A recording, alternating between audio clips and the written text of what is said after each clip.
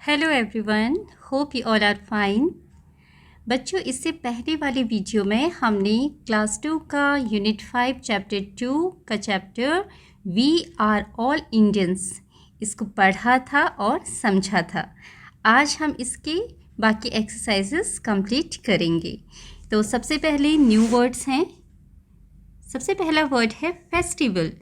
Festival means त्योहार, puppet कठपुतली, travel यात्रा करना, पेंटिंग चित्रकारी, नेबर पड़ोसी, फिंगरप्रिंट्स उंगलियों के निशान। ठीक है, चलिए आगे बढ़ते हैं। हमने अपनी इस चैप्टर में क्या देखा था कि बहुत सारे बच्चे हैं जो अलग अलग स्टेट्स को रिप्रेजेंट करते हैं, अलग अलग स्टेट से आते हैं। उनकी स्टेट्स के राज्य की भाषा क्या है, वहाँ का पहनावा कैसा है, क्या फेमस चीज़ है उस स्टेट में, ये हमने पढ़ा था। हम सब अलग अलग स्टेट्स को बिलोंग करते हैं, लेकिन हम सब क्या हैं? हम सभी भारतीय हैं। We are all Indians and each of us is unique. तो यही बात यहाँ पर लिखी है, but we are all Indians, लेकिन हम सब भारतीय हैं। Each of us is unique. Unique मतलब डिफरेंट। हम में से हर कोई अलग है ना, यूनिक है। सबकी अपनी अपनी विशेषता है। किसी की कुछ विशेषता है, किसी की कुछ विशेषता है। जैसे कि कुछ बच्चे डांस में बहुत अच्छे होते हैं, कुछ गाना गाने में बहुत अच्छे होते हैं, किसी की हैंडराइटिंग बहुत अच्छी होती है, कोई एक्टिंग बहुत अच्छी करता है, कोई पढ़ाई में बहुत तेज होता है ना। ऐसे हर बच्चा यूनिक है। जैसे हमारे हर स्टेट्स यूनिक हैं, उनकी अपनी पहचान है, उनकी महत्वपूर्ण चीज़ें हैं, लेकिन उसके बावजूद हम सब क्या हैं? भारतीय हैं, भारत देश के निवासी हैं। ठीक है,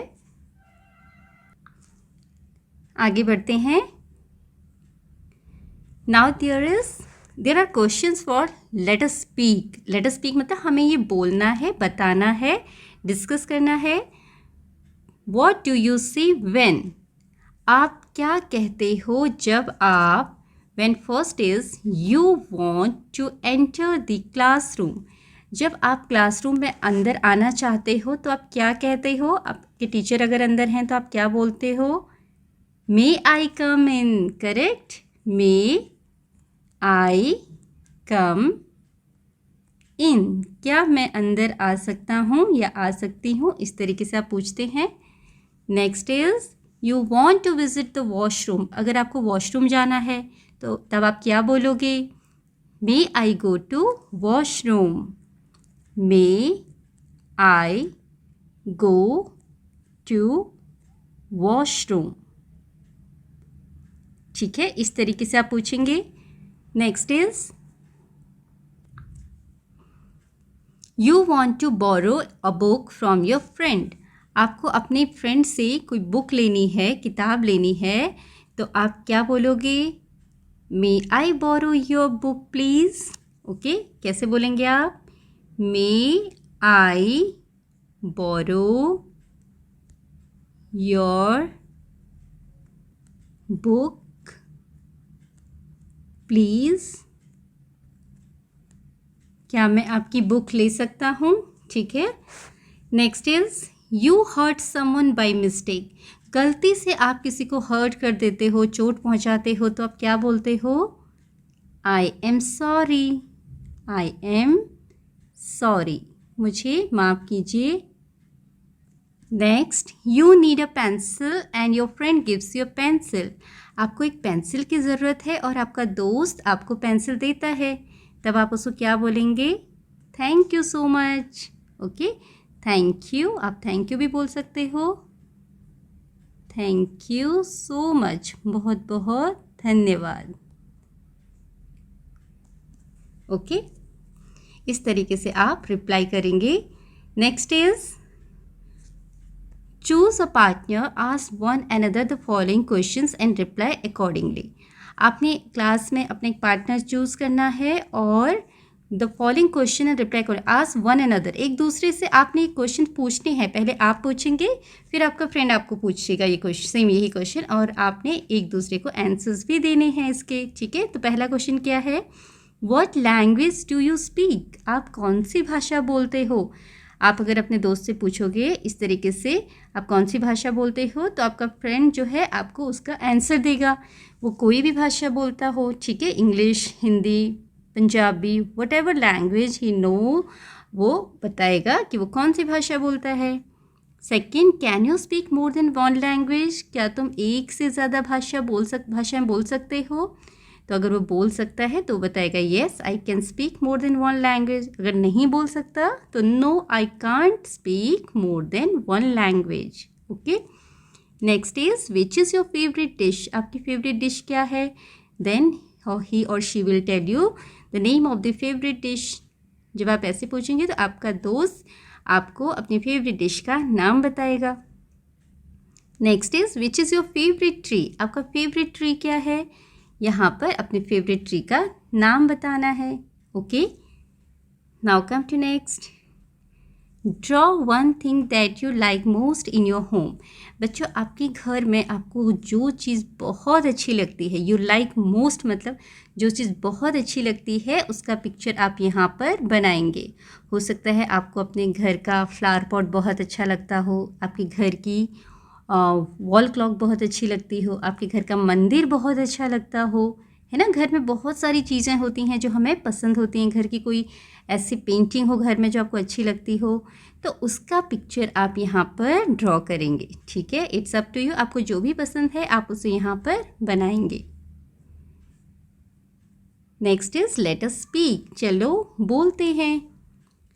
bread, bridge, brown, frock, frame, frog. तो देखा आपने क्या हुआ? स्टार्टिंग की जो थ्री वर्ड्स हमने पढ़े, फर्स्ट, सेकंड, थर्ड, यहाँ पर जो वर्ड्स लिखे हैं उनका स्टार्टिंग साउंड क्या है? ब्र। Bread, bridge, brown. तो ब और र साउंड को ब्लेंड कर दिया है, मिक्स कर दिया, तो क्या बनेगा? ब्र। ओके, और नीचे के जो वर्ड्स हैं 4, 5, 6, इसमें कौन से साउंड्स को ब्लेंड किया, मिलाया है? फ और र। क्या बनेगा? फ्र। Frock, frame, frog. Okay, let us listen. Frame sentences using the above set of words given on the previous page. One has been done for you. तो बच्चों यहाँ पर बोला गया है कि जो आपको ये वर्ड्स दिए गए हैं इनको यूज़ करके आपने सेंटेंसेस बनाने हैं, और कुछ सेंटेंस आपके लिए लिखे हुए हैं, बाकी आपने वर्ड्स को, जो बचे हुए वर्ड्स हैं उनसे आप सेंटेंसेस बनाएंगे।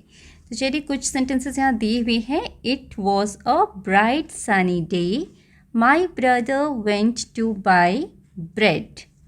He crossed the bridge to reach the shop. तो आगे क्या हुआ होगा, और आप इन वर्ड्स को यूज़ करके क्या लिखेंगे वो आप यहाँ पर लिखेंगे। तो आपके लिए यहाँ पर कुछ सेंटेंसेस लिख दिए हैं। He bought a brown bread. There was a frame in the shop. There was a girl wearing a beautiful frock.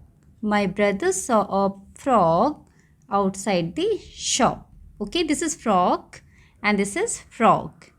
तो इस तरीके से आप और भी sentences बना सकते हैं। Now come to next. Discuss with your teacher and answer the following questions. तो आप अपनी टीचर्स के साथ ये questions डिस्कस करके इनके आंसर लिखेंगे। पहला क्वेश्चन है, What do we call the people who live in India? जो लोग इंडिया में रहते हैं हम उन्हें क्या कहते हैं? इंडियंस। तो आप क्या लिखेंगे? We call them Indians.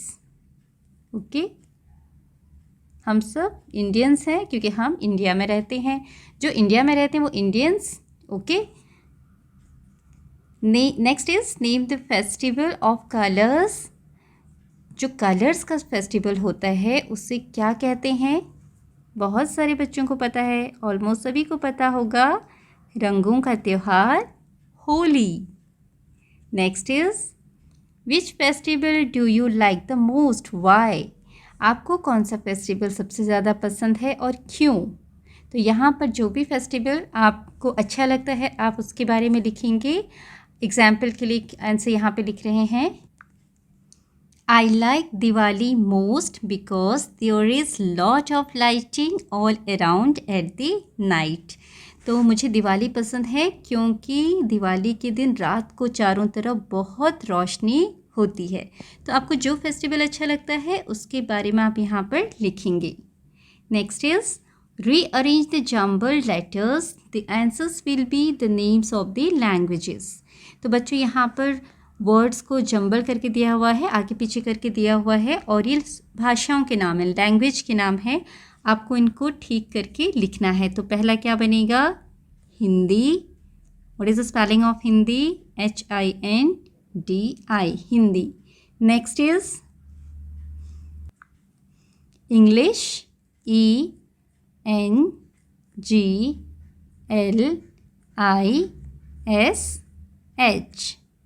Next is Urdu,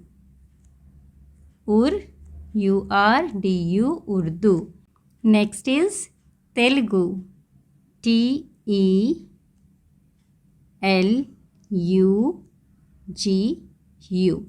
okay, इस तरीके से आप लैंग्वेजेस के नाम लिखेंगे। Now come to next. Join the given sentences using but. For example, sentence 1, I like to eat mangoes. Sentence 2, I don't like to eat apples. I like to eat mangoes but I don't like to eat apples. तो बच्चों यहाँ क्या करना है, आपने दो sentence आपको दिए हुए हैं, इन सेंटेंस को एक साथ जोड़कर लिखना है, लेकिन बीच में क्या यूज़ करना है, बट। बट मतलब होता है लेकिन, ठीक है। लेकिन अब जैसे पहला सेंटेंस है, I like to eat mangoes, मुझे मैंगोज़ खाना पसंद है, आम खाना पसंद है। I don't like to eat apples, मुझे सेब खाना पसंद नहीं है। तो इसको आप कैसे लिखना है जोड़कर, I like to eat mangoes, मुझे मैंगोज़ खाना पसंद है, लेकिन मुझे सेब खाना पसंद नहीं है। तो आप कैसे लिखेंगे, I like to eat mangoes but I don't like to eat apples. यहाँ पर मैंगोज़ के बाद बट लिख के अगला सेंटेंस स्टार्ट किया हुआ है, ठीक है। ऐसे ही आपने बाकी सेंटेंसेस में करना है। Let's see. So here sentences, I like milk. Sentence 2, I don't like T. तो आप कैसे जोड़ेंगे, देखिए यहाँ आपके लिए लिख दिया है, I like milk but I don't like T. मुझे दूध पसंद है लेकिन मुझे चाय पसंद नहीं है। After writing tea put a full stop. Sentence complete होने के बाद फुल स्टॉप जरूर लगाना है। Next is sentence 1, my grandfather is old. मेरे ग्रैंड फादर बूढ़े हैं। Sentence 2, he is strong. वह बहुत मजबूत हैं, स्ट्रॉन्ग हैं। My grandfather is old but he is strong. Okay. Next is sentence 1, I wanted to go out. मैं बाहर जाना चाहता हूँ। Sentence 2, I was too tired. मैं बहुत थक गया था। ओके, मैं बाहर जाना चाहता था, मैं बहुत थक गया था। तो I wanted to go out, मैं बाहर जाना चाहता था लेकिन, but I was too tired, मैं बहुत थक गया था। समथिंग न्यू, कुछ नया। बच्चों इस पिक्चर को देखकर आप में से बहुत लोग पहचान गए होंगे ये किन का पिक्चर है, महात्मा गांधी जी का। ठीक है, चलिए देखते हैं इसमें क्या है। सीन, पहला सीन है अ क्लासरूम सेटिंग। क्लासरूम है, उसमें क्या कौन है, बच्चे। Students of class 2 enter the classroom. अच्छा, क्लास 2 के बच्चे क्लासरूम में आते हैं अंदर। There is an unfamiliar object on the teacher's table. वो क्या देखते हैं कि टीचर की टेबल पर एक अनफैमिलियर ऑब्जेक्ट है। ऑब्जेक्ट मतलब चीज़, अनफैमिलियर मतलब जो आपने पहले नहीं देखा है, जिसके बारे में आप नहीं जानते हो। ठीक है, पहले से आपने वो चीज़ कभी देखी नहीं है और ना ही उसके बारे में आपको पता है, उसको हम बोलते हैं अनफैमिलियर। तो टीचर की टेबल पर ऐसी कोई चीज़ रखी हुई थी। एवरीवन इज़ क्यूरियस, हर कोई उत्सुक था, ठीक है, ये जानने के लिए कि ये क्या है। अंशिका बोलती है हे लुक एट दिस, ये देखो। पॉइंटिंग एट द ऑब्जेक्ट, उस ऑब्जेक्ट की तरफ इशारा करते हुए अंशिका बोलती है ये देखो।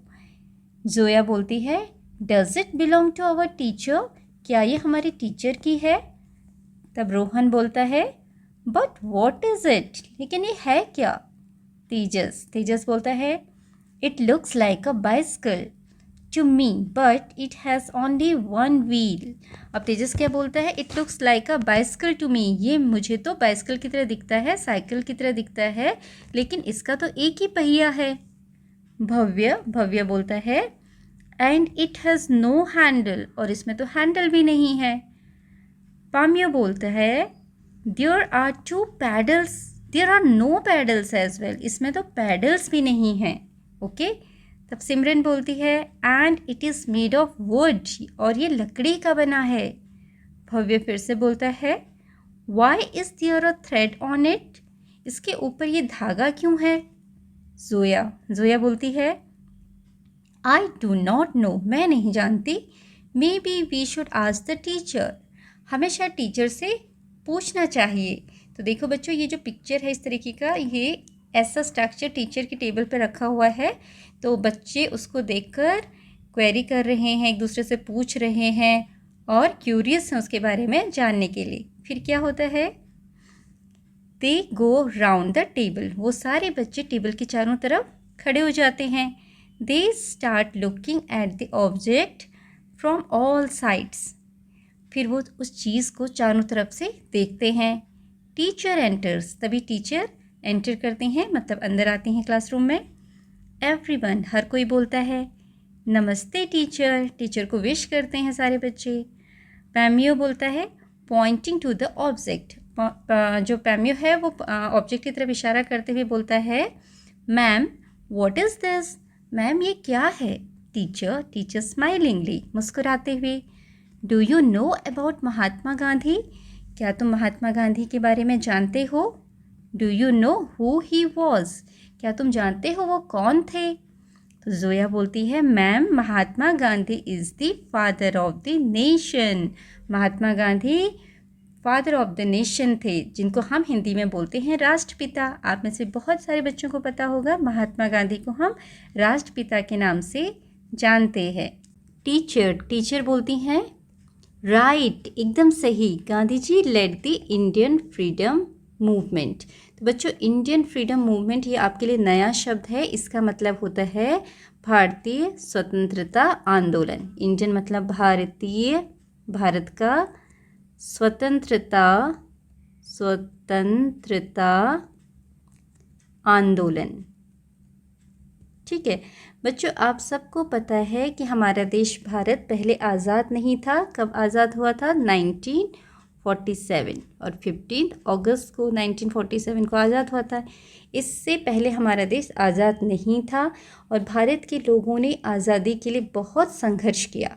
ठीक है, बहुत ज़्यादा मेहनत की कि अपने देश को हम कैसे आज़ाद कराएं।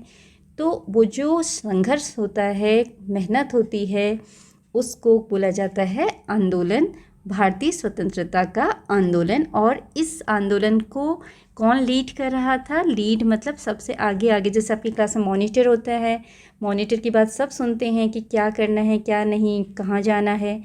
ऐसे ही गांधी जी इस आंदोलन को लीड कर रहे थे, उनकी बात मानते थे कि क्या करना है, क्या नहीं करना। तो गांधी जी एक तरीके से लीडर थे जिनकी बात सब मानते थे। तो Gandhi ji lead the Indian freedom movement, मतलब गांधी जी इसके आगे चल रहे थे और सब उनकी बात मान रहे थे कि हमें आज़ादी के लिए क्या करना है। ठीक है, अंशिका बोलती है Gandhi ji also gave the message of non violence and peaceful existence.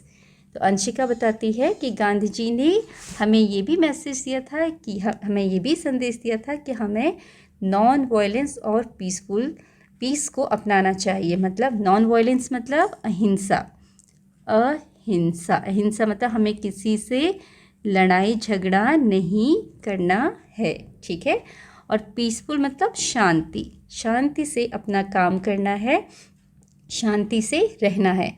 हमें अहिंसा और भाईचारे से और शांति से रहना है। तो ये मैसेज गांधी जी ने दिया था। सिमरन बोलती है pointing to the object on the table. Table पे जो चीज़ रखी हुई है उसकी तरफ इशारा करते हुए सिमरन बोलती है बट व्हाट अबाउट दैट, लेकिन वो उसके बारे में बताइए, वो क्या है। Teacher pointing to the object on the table. Table की ऊपर जो चीज़ रखी हुई है उसकी तरफ इशारा करते हुए टीचर बोलती हैं this object was very dear to Mahatma Gandhi. ये जो चीज़ है ये महात्मा गांधी को बहुत पसंद थी।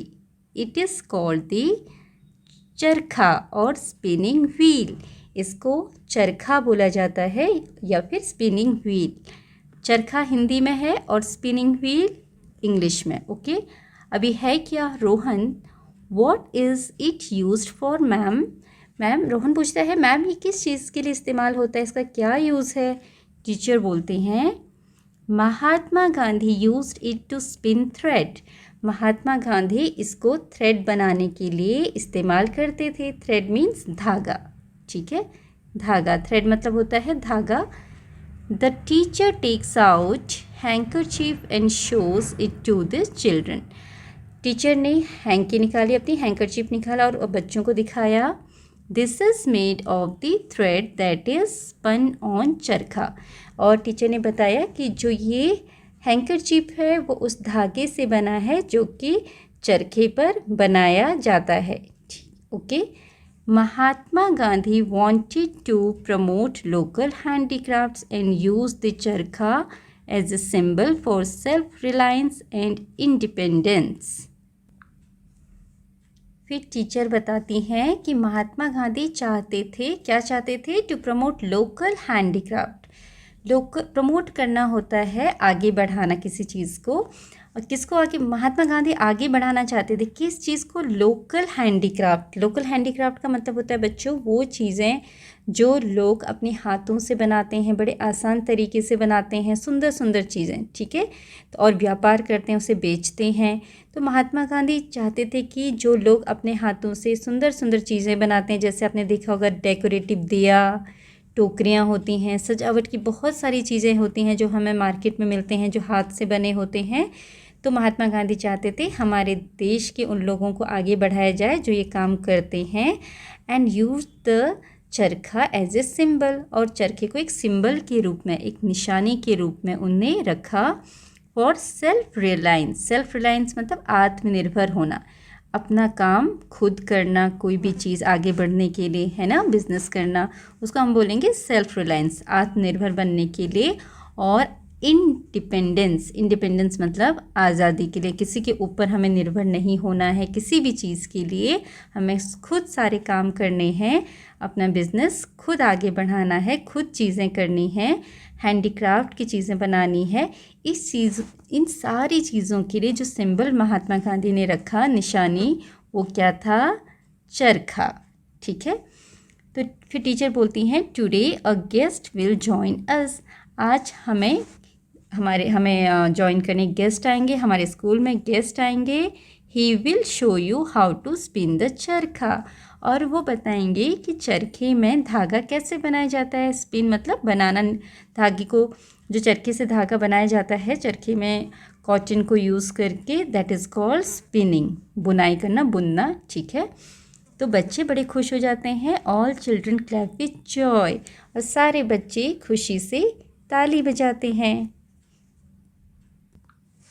Now there is a matching, यहाँ पर आपको फ्रूट्स को उनकी ट्री से मैच करना है। It's very easy. देखिए कौन सा फल कौन से पेड़ में लगा होता है। Banana, banana tree, coconut, coconut tree, apple, apple tree, then grapes, grape vine, grape की बेल को ग्रेप वाइन बोला जाता है, मैंगो, मैंगो ट्री। तो इस तरीके से आप इसे मैच करेंगे। Now come to next about festivals. इसमें कुछ फेस्टिवल्स के बारे में बताया गया है, चलिए पढ़ते हैं। फूल डे फेस्टिवल, तो ये है बच्चों फूल डे फेस्टिवल, फूल का त्यौहार। फूल मतलब होता है फ्लावर, आप जानते हो फ्लावर, और फूल डे मतलब होता है दहलीज, जो दरवाजे के पास वाली जगह होती है आपकी, ठीक है, डोर स्टेप, उसको बोलते हैं दहलीज। फेस्टिवल। ओके, फेस्टिवल मतलब त्यौहार। This is a festival of flowers, ये फूलों का त्यौहार है। This festival marks the beginning of the spring, ये फेस्टिवल स्प्रिंग के शुरुआत में मनाया जाता है। जब वसंत ऋतु आती है उस समय ये फेस्टिवल मनाते हैं। इसमें क्या करते हैं, children collect different kinds of flowers, बच्चे जो होते हैं वो अलग अलग तरह के फूलों को इकट्ठा करते हैं। They go to the houses near their home, और बच्चे वहाँ जाते हैं, उन घरों में जाते हैं जो उनके घर के पास होते हैं, पड़ोस में। They offer flowers to the elders, वो बड़ों को फूल देते हैं। Sometimes they keep the flowers on the door steps, और कभी ये क्या करते हैं, जो घरों की दहलीज होती है, डोर स्टेप होते हैं, वहाँ भी फ्लावर्स डालते हैं। The elders give them rice and jaggery, और जो बड़े होते हैं वो बच्चों को चावल और गुड़ देते हैं। जैगरी मीन्स गुड़। तो ये हिमालयन प्लेसेस में भी मनाया जाता है, जैसे कि जम्मू वगैरह में भी मनाया जाता है, ये उत्तराखंड में भी मनाया जाता है ये फेस्टिवल। ठीक है, बाकी आप पता करेंगे कहाँ कहाँ ये फेस्टिवल मनाया जाता है।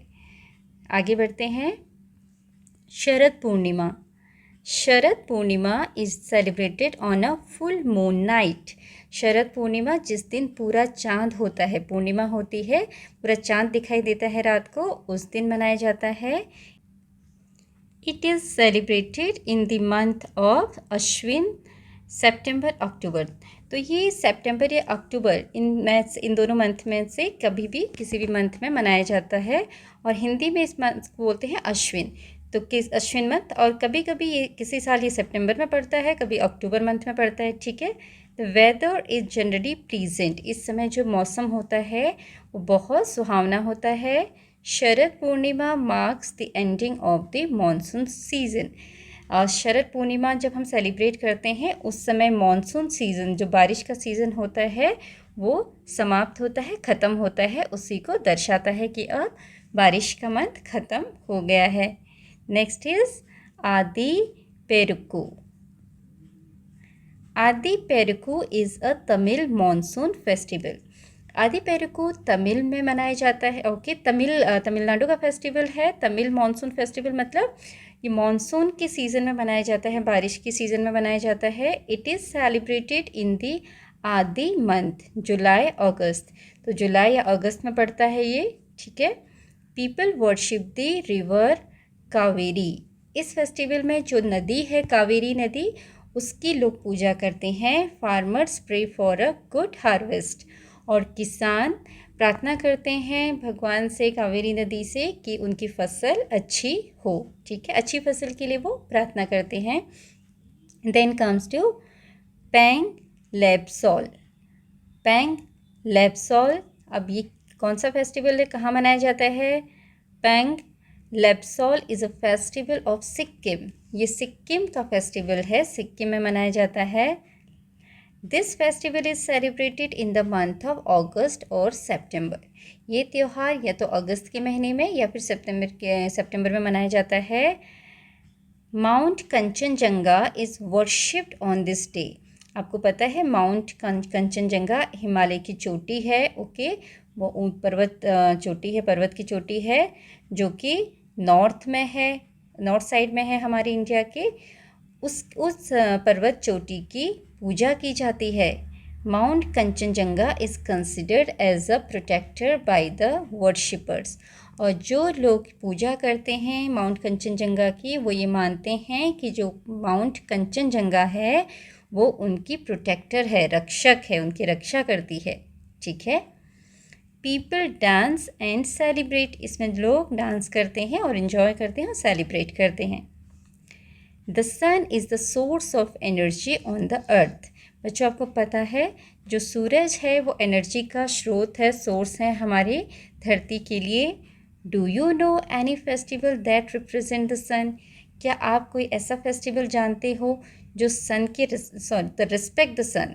Do you know any festival that respect the sun? जो सन की रिस्पेक्ट को शो करने के लिए मनाया जाता है। तो आपने ऐसे फेस्टिवल का नाम बताना है जिससे ये दिखाया जाता है, जिसमें ये बताया जाता है कि हम सन की रिस्पेक्ट करते हैं और सन की पूजा करते हैं। तो बच्चों एक ऐसा त्यौहार जो कि सन के रिस्पेक्ट में मनाया जाता है वो है बिहार में मनाया जाने वाला छठ पूजा। ठीक है, क्या है? छठ पूजा। ये बिहार में मनाया जाता है और इस दिन सूर्य देवता की पूजा की जाती है। ओके, तो इस तरीके से आपका ये चैप्टर कंप्लीट होता है। आई होप आपको ये सारा चैप्टर समझ में आया होगा।